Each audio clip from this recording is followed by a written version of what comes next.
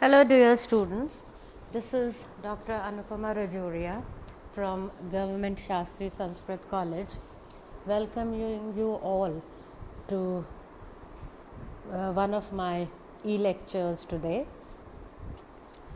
This lecture is specially an introductory lecture for the students of first year who come to us, especially the English literature class, from different backgrounds, and some of you have not had literature at your higher school level.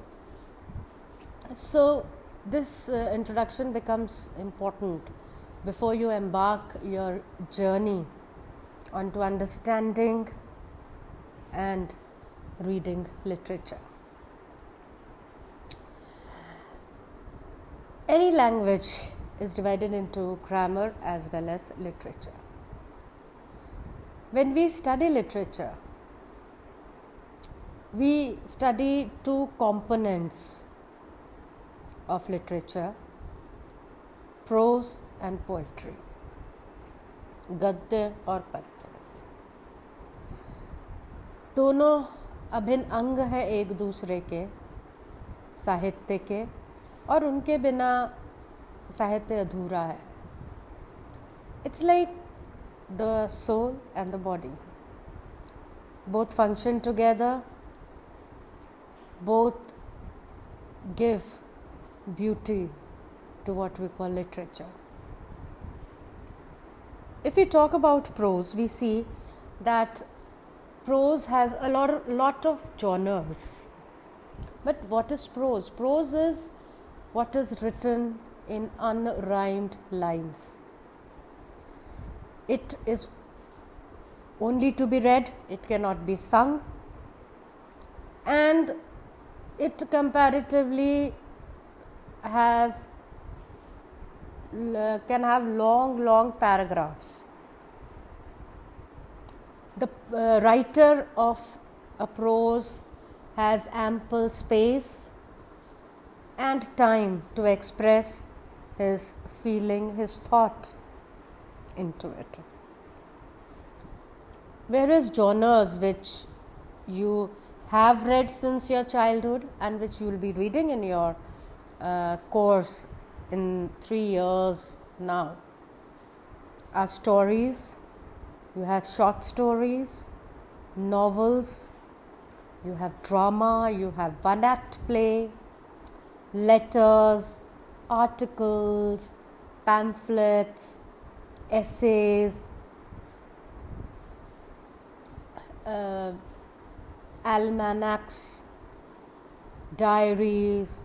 These and autobiographies, biographies, they all form the body of prose.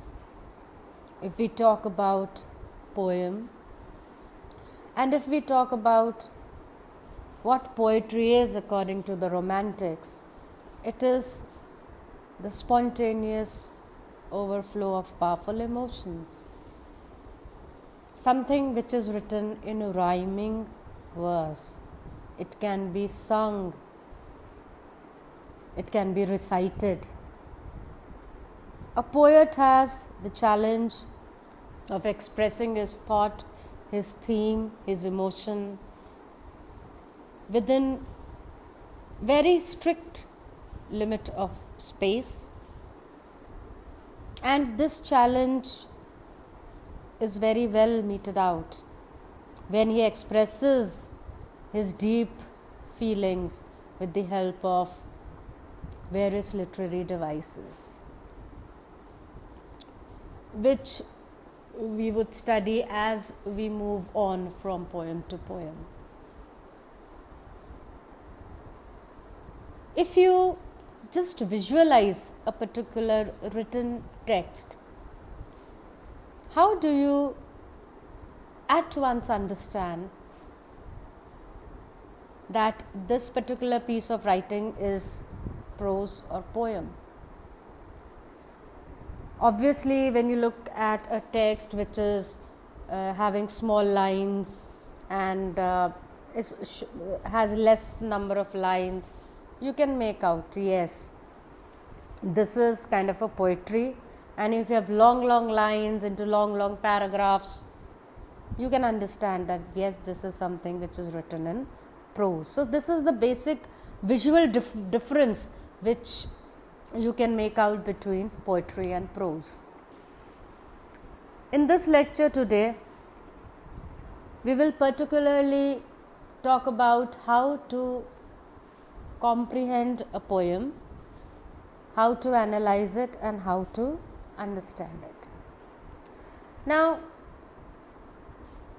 when we talk about understanding a poem, the first thing is that you have to read the poem.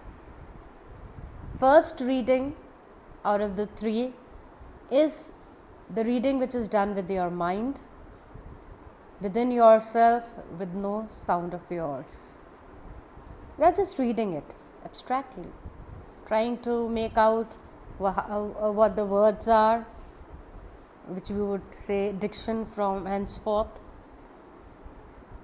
And the second reading is the reading which is to be done aloud. You should hear your own voice when you are reading a poem. And when you read this poem, now you pay attention to the pronunciation of different words. You pay attention to how the punctuation marks would add to the tone of the poem. And in case by the end of the poem you feel that there are words which you do not understand, underline them. Look them up into a dictionary. Remember, a dictionary is going to be your tool forever. And when you refer to a particular word in the dictionary, please go through the synonyms, the antonyms, the usage of that particular word in a sentence, and that can give you some kind of perception as to what is being talked about in this particular line of the poem. And if in case you go through or go Google an online dictionary, you can also listen to the pronunciation of a particular word. The third reading is the reading of the poem with your teacher.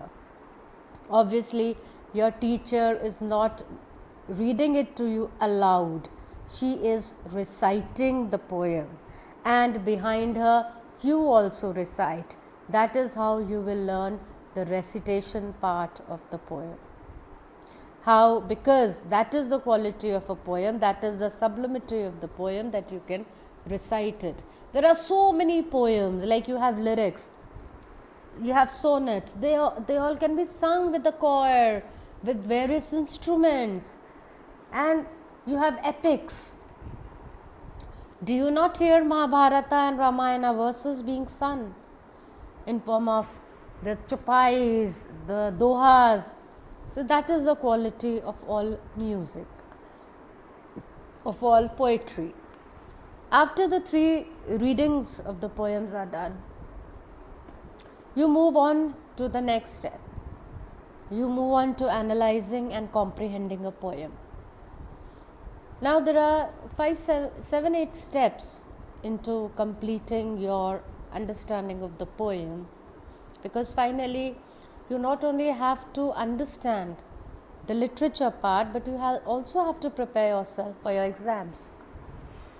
So the first part goes into understanding and getting an insight into the biography of the poet.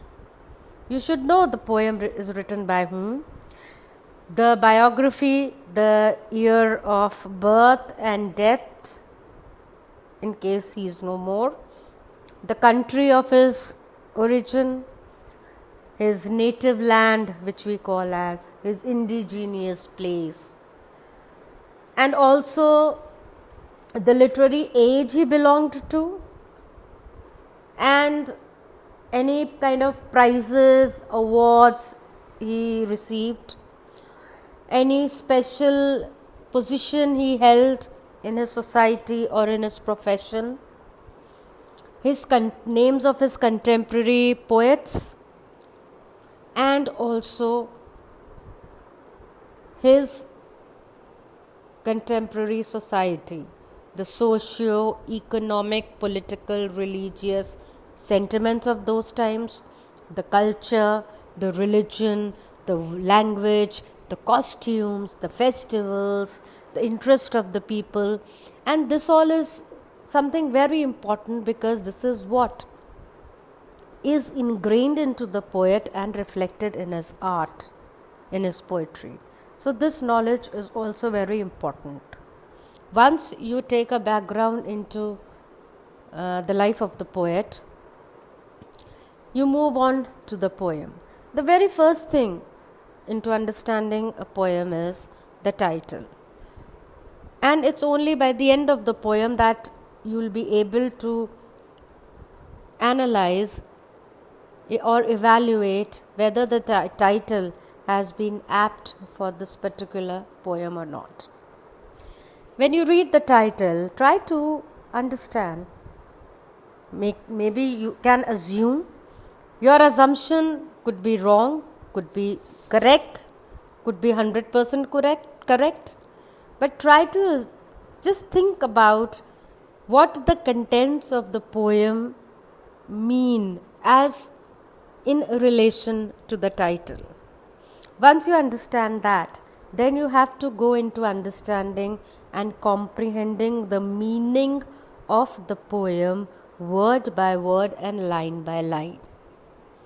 That is the literal meaning of the poem. And after that, you come to the technical part of the poem. And while, yes, you are understanding and analyzing the lines, you also take into consideration at times what the poet wants to say in addition to what his words are saying, or at times there is a hidden meaning between the lines. That is also to be understood and brought into focus. So once you have done with understanding the lines, you got to need to work upon the technicalities of the poem. The technicalities of the poem are, to begin with, how many lines are there, what kind of stanzas or the stanzification of the poem is, how many, what kind of meter is used in the poem, the rhyme scheme of the poem, right? And then you also have to know what kind of figure of speeches or the literary devices are used in the poem, because these are the ornaments of the poem without which a poem is not complete.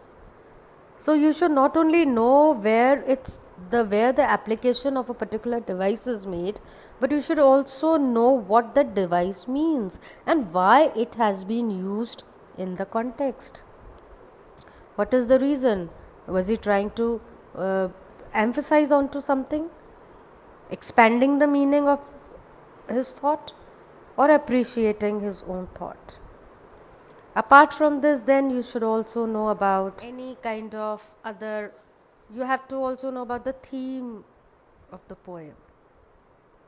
Why this poem was written? What was the major reason of writing this poem?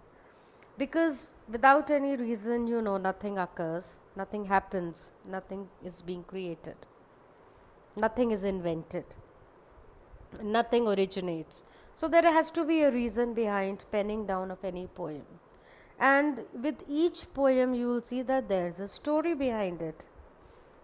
For example, if I talk about Gray's Elegy, it was the death of his friend, and that melancholiness made him to pen this poem. If I talk about Browning's A Prayer for My Daughter, he is worried at the time of birth of his daughter in the male dominating society. So every poem has a story behind it. That could be personal, that could be that emotion could be of happiness, of sadness, of optimism, of pessimism, of applauding somebody, of festivities, of celebrations. So there are different emotions, feelings and sentiments which can run into a poem, and that also have to be understood, which we call as the mood of the poem.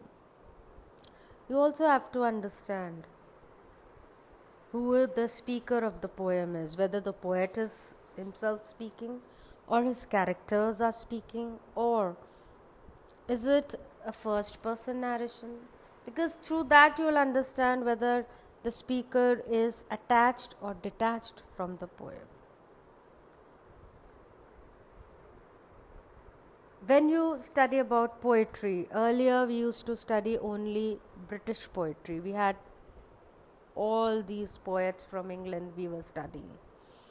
But as and when literature of English expanded throughout the world, now you have poetry, you have American writers, you have African writers, you have Indian poets in your course, and you have so many translations. Translation of a poetry is also an important body of literature today, and one of the most beautiful aspect of reading and analyzing any translation of Indian poetry is that you get to know about so many English words for our Indian words, and you feel so similar. You can feel the essence of our culture, of our country in those texts, especially poetry. So reading and analyzing and comprehending, and then finally answering it into your exams makes a complete preparation into understanding what poetry is. The next part of the lecture would be regarding how to attempt understanding prose and its various genres. Thank you so much for now.